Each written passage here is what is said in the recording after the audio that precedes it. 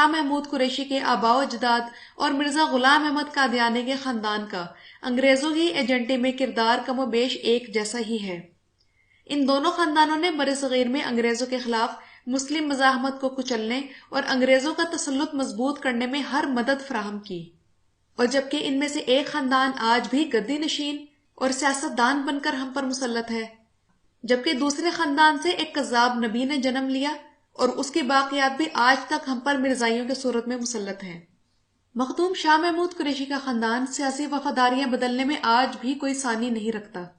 آخر کیوں یہ ہر بار صلیب کے ساتھ ہی ہوتے ہیں، چاہے وہ برطانوی صلیب ہو یا امریکی؟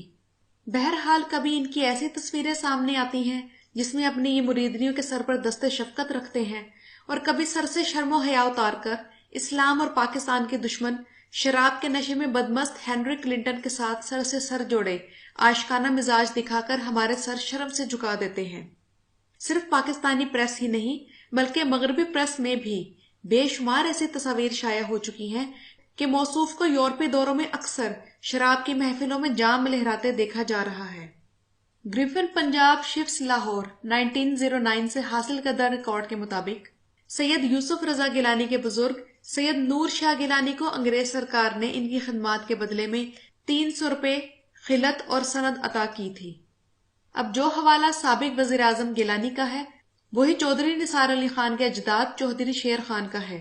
ان کی مخبری پر کئی مجاہدین کو گرفتار کر کے قتل کیا گیا اور انعام کے طور پر چودھری شیر خان کو ریونیو اکٹھا کرنے کا اختیار دے دیا گیا، اور جب سب لوگوں سے اسلحہ واپس لیا گیا تو انہیں 15 بندوقیں رکھنے کی اجازت اور 500 روپے خلعت دی گئی۔ Gujranwala gadgets 1935-36 government of Punjab کے مطابق حامد ناصر چٹھا کے بزرگوں میں سے خدا بخش چٹھا نے جنگ آزادی میں انگریزوں کا ساتھ دیا۔ وہ اس وقت جنرل نکلسن کی فوج میں تھے، اور قصور کے خیر الدین خان جو کہ خورشید قصوری کے خاندان سے تھے، انہوں نے انگریزوں کے لیے 100 آدمیوں کا دستہ تیار کیا اور خود بھتیجوں کے ساتھ جنگ میں شامل ہوا۔ انگریزوں نے اسے 2500 روپے سالانہ کی جاگیر اور 1000 روپے سالانہ پینشن دی۔ رائے احمد خان کھرل اور ان کے مجاہدین کو شہید کروانے میں مخدوم شاہ محمود کا کافی ہاتھ ہے، مگر جو مجاہدین بچ کر نکلنے میں کامیاب ہو گئے ان کو سید سلطان قتال بخاری کے سجادہ نشین دیوان آف جلال پور پیر والا نے اپنے مریدوں کی مدد سے شہید کر دیا۔ جلال پور پیرووالا کے ایک ایم این اے دیوان عاشق علی بخاری انہی کی آل میں سے ہیں۔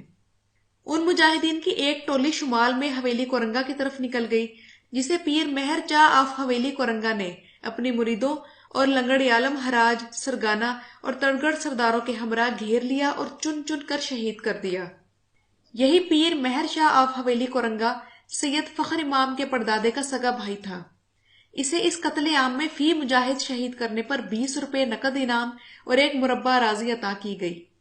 ہندوستان میں مسلمانوں کی جنگ آزادی کے دوران ملتان میں آباد پٹھان قبیلے کے گردیزی خاندان نے انگریز سرکار کا بھرپور ساتھ دیا، لہٰذا انگریز سرکار نے ان کی مدد کے صلے میں انہیں جاگیریں عطا کی۔ خان گڑھ میں آباد پٹھان قبیلے کے نواب زادگان کے جد امجد اللہ داد خان نے انگریزوں کے خلاف تحریک چلانے والوں کو کچلنے میں انگریزوں کا بھرپور ساتھ دیا، لہٰذا انگریز سرکار نے اس خدمت کے بدلے میں اسے 2 بار خصوصی خلعت دی اور انعام میں جاگیریں عطا کی۔ پاکستان کے نامور مرحوم سیاستدان نواب زادہ نصر اللہ انہی کی اولاد میں سے تھے۔ قصور میں آباد پٹھان قبیلے ممدوٹ نے انگریز کا بھرپور ساتھ دیا، چنانچہ اس خاندان کو قیمتی جاگیر، عہدے اور منصب دیے گئے۔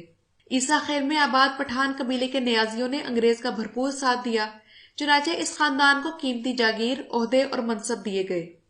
راجن پور میں آباد بلوچ قبیلے مزاری کے سردار امام بخش مزاری نے کھل کر انگریزوں کا ساتھ دیا، لہٰذا انگریز سرکار نے انگریز کی مدد کرنے کے صلے میں اسے سر کا خطاب دیا اور جاگیریں عطا کی۔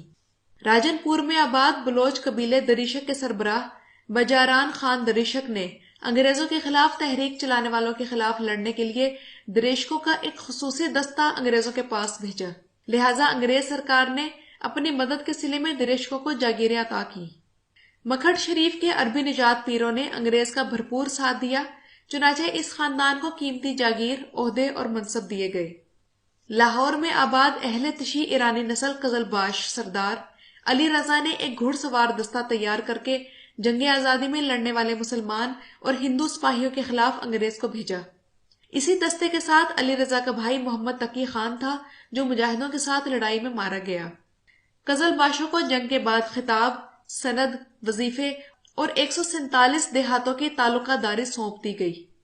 لاہور کے کلن شیخ خاندان کے سربراہ شیخ امام دین نے جنگ آزادی میں 2 دستے خصوصی طور پر دہلی بھجوائے جنہوں نے حریت پسندوں کا خون بہایا۔ ان خدمات کے بدلے میں انگریزوں نے اس کو بہت بڑی جاگیر بخشی۔ سرگودا کے ٹوانوں کے گھڑ سواروں نے دہلی کو فتح کرنے میں بہادری کے خوب جوہر دکھائے، چنانچہ انگریزوں نے انہیں خطاب، پینشن اور لمبی چوڑی جاگیریں دیں۔ کالا باغ کے نوابوں نے انگریز کا بھرپور ساتھ دیا، چنانچہ اس خاندان کو قیمتی جاگیر، عہدے اور منصب دیے گئے۔ جنگ کے سیال سردار بھی کسی سے پیچھے نہ رہے، انہوں نے بھی انگریز فوج کی مدد کے لیے ایک فوج بھیجی جس پر انہیں جاگیریں اور خلعتیں ملی۔